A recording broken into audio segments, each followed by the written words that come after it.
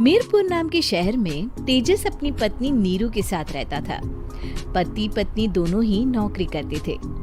एक दिन तेजस गांव अपनी माँ के पास फोन करता है। हेलो, प्रणाम माँ। जीते रहो माँ, तुम दादी बनने वाली हो हैं? अरे वाह, ठीक है बेटा, मैं कल ही आती हूँ।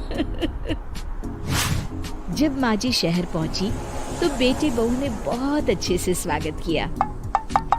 लीजिए माँ जी, चाय। अरे गर्मा गर्म पकोड़े ले आओ माँ के लिए। नीरू रसोई में गई और 2 मिनट में ही पकोड़े ले आई। जी ये लीजिए। बहू, जादू से बनाए हैं क्या? अभी तो रसोई में गई थी। यम्मी। माँ जी, शीला रसोई में पकोड़े तल रही है, मैं बस लेकर आई। हे भगवान, मेरा धर्म भ्रष्ट कर दिया तूने। अब तो गंगा जल से शुद्धिकरण करना होगा। दूसरे दिन, माँ जी मैंने नाश्ता बना दिया है, ऑफिस जा रही हूँ। पर अभी तो घर का सारा काम पड़ा है। शीला आती ही होगी, झाड़ू पोछा बर्तन कपड़े वो सब कर लेगी। हमारे जमाने में घर का सारा काम हम ही करते थे। जी माँ जी, आप बहुत होशियार हैं, मैं घर ऑफिस दोनों नहीं संभाल पाती। तो जरूरत क्या है घर से बाहर जाकर चाकरी करने की?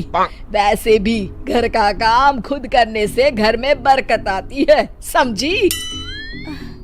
पर माँ जी। पर वर कुछ नहीं, इस महीने की पगार मिले फिर ऑफिस बंद। हाँ। रात को नीरू तेजस से कहती है, सुनिए जी, माँ जी बोल रही थी कि मैं नौकरी छोड़ दूं। वैसे ठीक ही तो है, अभी तुम्हें आराम की जरूरत है। फिर भी आराम कहाँ, शीला को छुड़ाने के लिए बोल रही थी। तो अब 24 घंटे में इतना काम तो कर ही सकती हो।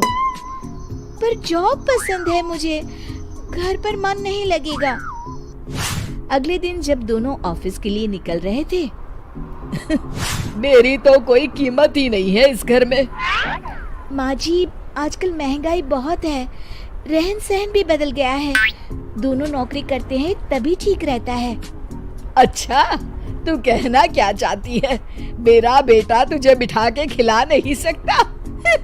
तू ही इस घर का खर्च चला रही है, हैं? नहीं माँ जी, मेरा वो मतलब नहीं था। मतलब खूब समझती हूँ, ये बाल धूप में सफेद नहीं किए मैंने। हाँ।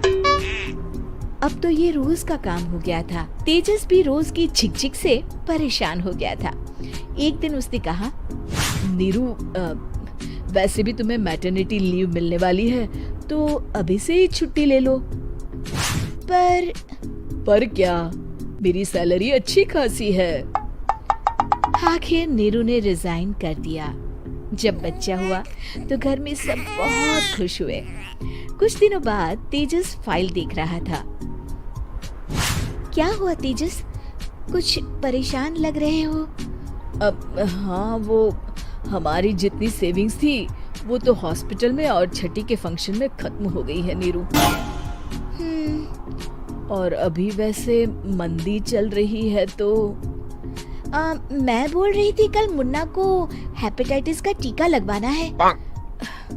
नीरू, क्या पोस्टपोन नहीं कर सकते? नहीं जी, बिल्कुल नहीं। अब तेजस को समझ में आ रहा था कि उससे गलती हुई है। पैसों की कमी का असर घर के माहौल पर भी पड़ रहा था। अगले दिन, बेटा मेरा चश्मा और ये दवाइयाँ ले आना, पर्चा देते हुए माँ जी ने कहा। जी। तेजस, मुन्ना के लिए दूध का डिब्बा और डायपर भी ले आना, और ये किराने के सामान की लिस्ट है, इसे भी लाना है। तेजस गुस्से में लिस्ट मरोड़कर फेंकता है और चिल्लाता है, पैसे क्या पेड़ पर उगते हैं? ये ले आना, वो ले आना। अरे पर ये जरूरत का सामान ही है। वो गुस्से में बिना कुछ कहे ऑफिस चला गया। अरे लंच तो ले जाइए। नीरू दौड़कर डिब्बा पकड़ाती है। एक दिन खाना खाने के बाद, नीरू, अब तो मुन्ना कुछ बड़ा हो गया, तो अब तुम वापस ज्वाइन कर लो ना जॉब। पर इस रिसेशन में जॉब मिलना बहुत मुश्किल है। ट्राई तो करो।